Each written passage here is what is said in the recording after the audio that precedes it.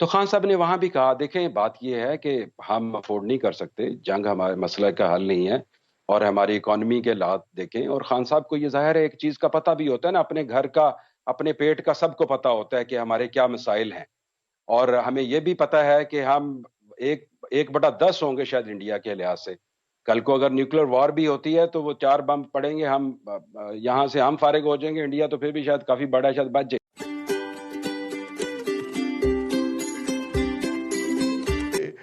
جناب اشرف صحرائی صاحب کے صاحبزادے جنید صحرائی صاحب جو ہیں ان کو شہید کیا گیا، اور اس شہادت کے نتیجے میں جو ایک نیا پہلو یا نیا طریقہ کار سامنے آیا ہے وہ یہ ہے کہ انہوں نے اس پوری آبادی کو آگ لگائی ہے، اور وہاں پہ کروڑوں روپے کی جو جائیداد ہے لوگوں کی، مقامی کشمیریوں کی، وہ سڑ کے سوا ہو گئی ہے۔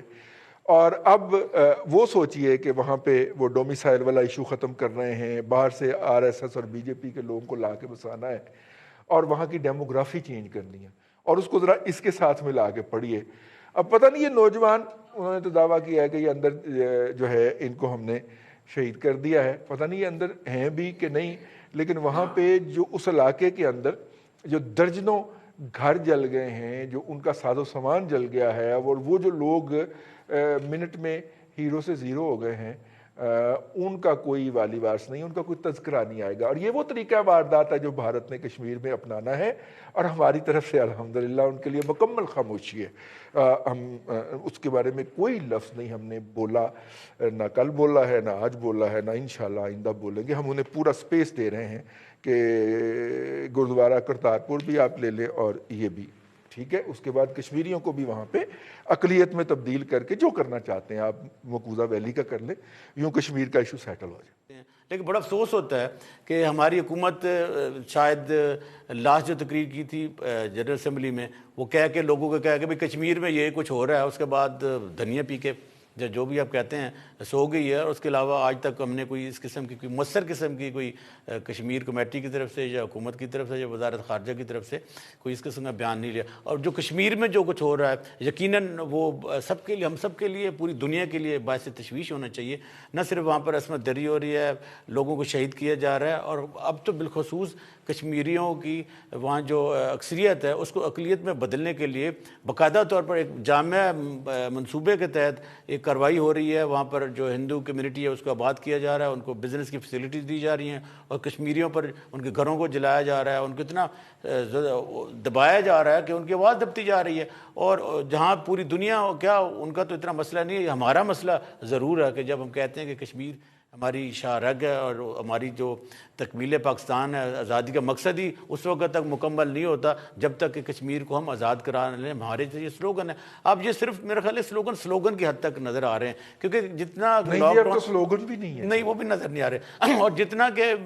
انڈین نے اس لاک ڈاؤن سے فائدہ اٹھایا ہے اور بڑی خاموشی کے ساتھ جو وہ کاروائیاں کر رہے ہیں، اور ہم صرف ایک مذمت کہہ دیتے ہیں کہ آج اتنے شہید ہو گئے، ہم مذمت کرتے ہیں اور ایک وزارت خارجہ کی طرف سے ایک بیان شائع ہو جاتا ہے، لیکن وہ حکومت جو کہ سب سے پہلے کشمیر کی بات کیا کرتے تھے، اور جو ہمارے وزیر اعظم بلکہ لوگوں کو دعوت دیا کرتے تھے آئیں کشمیر پہ بات کریں، یہ ہمارا کور ایشو ہے، اور وہ ٹرمپ صاحب کو انوالو کیا کرتے ہیں آپ آئیں اور ہمارا مسئلہ حل کروائیں، اب وہ بھی آواز دبتی جا رہی ہے۔ تو یہ کوتاہی ہے، جب نسل کشی ہو رہی ہوگی، جب لوگوں کو شہید کیا جا رہا ہوگا، جب ان کی املاک جلائی جا رہی ہوں گی، جب ایک سوچے سمجھے منصوبے کے تحت ان کو وہاں سے بے دخل کیا جاتا رہا ہوگا اور وہاں کی اقلیت کو اکثریت پہ آپ بدلیں گے، تو پھر ہمارا خاموش رہنا، ظالموں کے ساتھ ملنا، وہ کہتے ہیں نا کہ جہاں ظلم ہوگا آپ آواز نہیں اٹھائیں گے، مولا علی کا قول ہے، تو آپ بھی ظالموں میں شمار ہوں گے۔ تو میرا خیال ہے کہ جو ظلم ہماری طرف یہ جو چیزیں بڑھ رہی ہیں، ہمیں اس کا تدارک کرنا چاہیے اور حکومت کو ہوش ناخر لینا چاہیے، تاکہ ہم کشمیریوں کے لیے جہاں مؤثر آواز اٹھاتے ہیں،